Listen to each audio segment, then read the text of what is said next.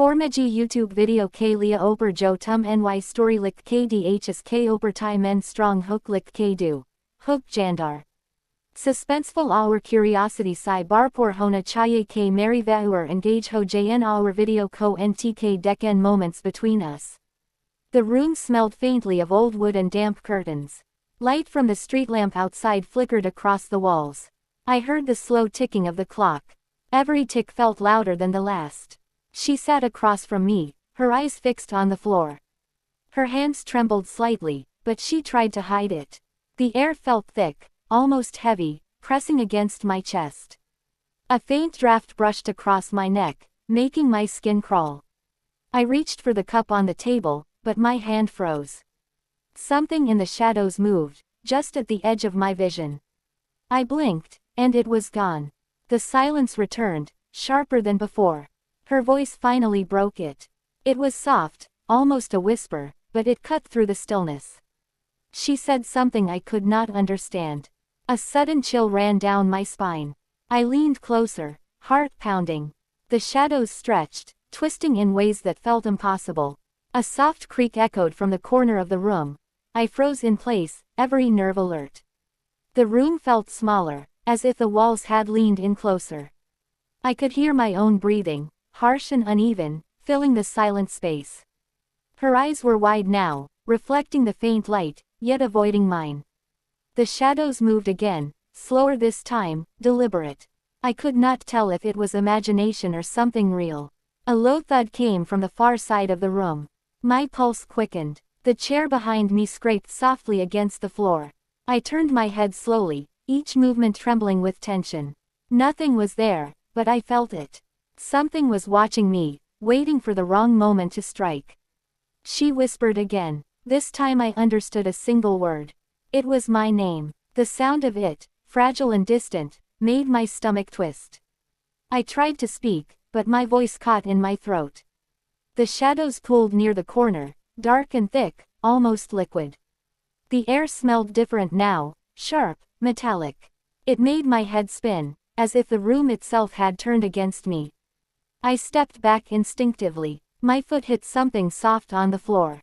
I looked down and recoiled. It was a photograph, torn at the edges, showing the two of us smiling, but her eyes were scratched out. She reached for it, her hand shaking violently. Her fingernails scraped across the paper, leaving marks. Her lips moved, but no sound came. Her face twitched in ways that did not belong to her.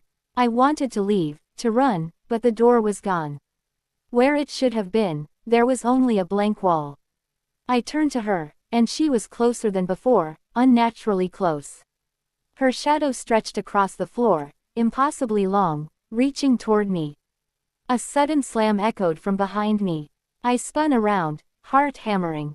A mirror stood there now, though I was sure it had not been before. In the reflection, I saw her standing still, but there was something else behind her. A figure, dark and shapeless, like smoke given form. Its eyes were hollow, yet I felt its gaze pierce me. It moved closer, gliding across the floor without sound. The warmth left the room, replaced by icy dread. She let out a quiet sound, almost a laugh. It was wrong, chilling. Her face twisted into a grim smile I had never seen before. Her eyes glimmered with something not human. I stumbled backward, tripping over the rug. The photograph slid across the floor, landing at my feet. I picked it up again, trembling. This time, the scratched-out eyes were moving, blinking slowly. The shadows surged around us. The air vibrated with whispers, each one saying my name, over and over. I covered my ears, but the voices seeped into my skull. It felt like they were crawling beneath my skin. She tilted her head, studying me as though I were prey. Her mouth opened, and the words came, low and guttural. You should not have come here. The figure behind her extended an arm, thin and smoky. It reached toward my chest, and I could feel cold fingers brush my skin. My breath caught, and my knees buckled.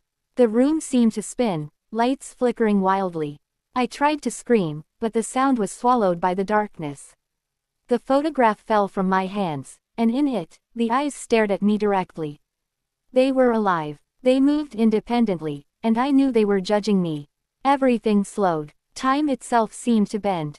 I could see every detail, the dust motes floating, the slight ripple of the curtain, the tiny twitch of her lips. And then the shadows surged forward all at once. I shut my eyes tightly, expecting pain, expecting the end. A silence fell that was heavier than the loudest scream. I opened my eyes slowly. The room was empty. The door stood where it always had. The mirror was gone. She was gone. I ran to the door, gasping. Outside, the street was quiet, bathed in pale moonlight. Everything seemed normal. I turned to look back once. The window reflected my face.